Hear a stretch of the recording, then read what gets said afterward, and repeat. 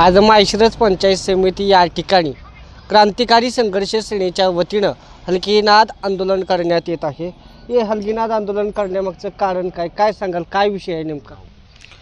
मी पंढरीनाथ ईश्वर साठे, क्रांतिकारी संघर्ष सेना माळशिरस तालुका उपाध्यक्ष। माझा मुलगा जिल्हा परिषद शाळेमध्ये शिकत आहे। शाळेत शिकत असताना 2 महिन्यापूर्वी भोसले मॅडमनी माझ्या मुलाची स्कॉलरशिपला भरण्यासाठी कागदपत्रे डॉक्युमेंट मागितली। मी ती कागदपत्रे दिली। कागदपत्रे दिल्यानंतर त्याच्या बाकीच्या परीक्षा सगळ्या झाल्या। मग शेवटची आता ही स्कॉलरशिपची परीक्षा काल 22 फेब्रुवारीला होती। मग बोरगाव येथे होती। मग 21 तारखेला मॅडमचा मला फोन झाला की तुमच्या सार्थकची उद्या स्कॉलरशिप परीक्षा आहे आणि 9:45च्या दरम्यान त्याला शाळेवर आणून सोडा। मग त्या हिशोबानं मी मॅडमचा फोन झाल्यानंतर मी त्याला काल शाळेत सोडायला गेलो होतो। शाळेत सोडून पुन्हा माघारी मी गेलो।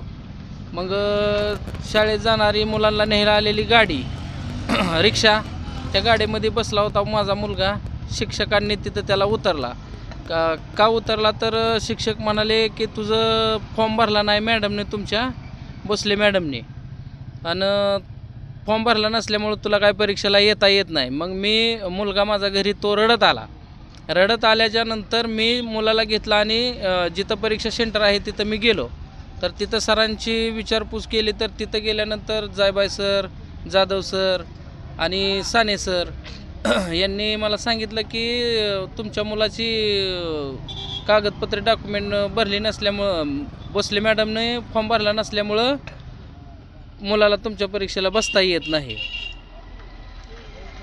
काय सांगाल, काल माळखांबी जिल्हा परिषद शाळेवरती जो एक वेगळा अनुचित प्रकार या ठिकाणी घडला, या ठिकाणी विषय जो आहे, पंढरीनाथ साठे यांचा मुलगा जो आहे तो सार्थक साठे आहे। इयत्ता 5वी जिल्हा परिषद शाळा माळखांबी या ठिकाणी तो शिक्षण घेतो आणि तो 5वीच्या स्कॉलरशिप परीक्षेला बसला होता। 2 महिन्यापूर्वी त्याला कागदपत्र वगैरे त्याचे ज्या वर्ग शिक्षक भोसले मॅडम आहेत यांच्याकडे दिले होते। ते कागदपत्र परिपूर्ण आहेत असं त्यावेळेस मॅडमनं सांगितलं होतं।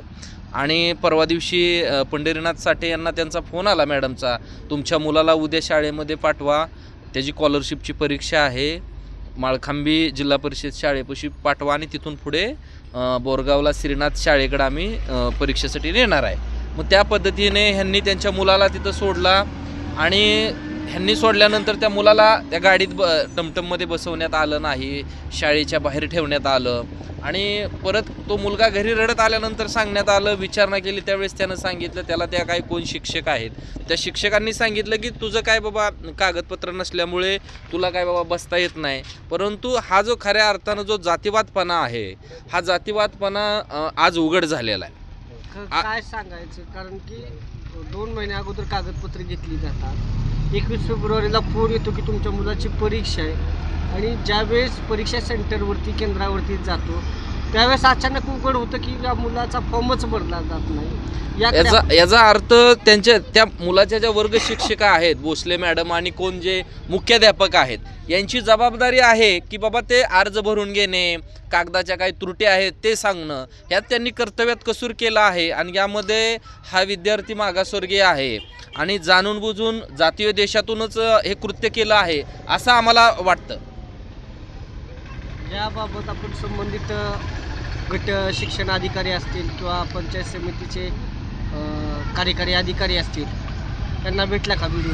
आता या संदर्भात आम्ही निवेदन संबंधितांना दिलेलं आहे आणि या संदर्भात आम्ही जे आज पंचायत समिती कार्यालयाच्या समोर जे हलगीनाद आंदोलन करत आहे की या अधिकाऱ्यांचे जे शिक्षक आहेत संबंधित जे जबाबदार आहेत यांच्यावरती फौजदारी गुन्हे दाखल करा, यांच्यावर ॲट्रॉसिटी दाखल करा आणि कर्तव्यात कसूर केल्यामुळे यांच्यावर शिस्तभंग विषयक कारवाई करून यांची विभागीय चौकशी प्रस्तावित करा, या मागणीसाठी आज आम्ही या ठिकाणी बसलेलो आहे। आणि जोपर्यंत न्याय मिळणार नाही तोपर्यंत हे हलगीनाद आंदोलन बेमुदत हे चालू राहील, एवढंच आपल्या प्रसारमाध्यमांना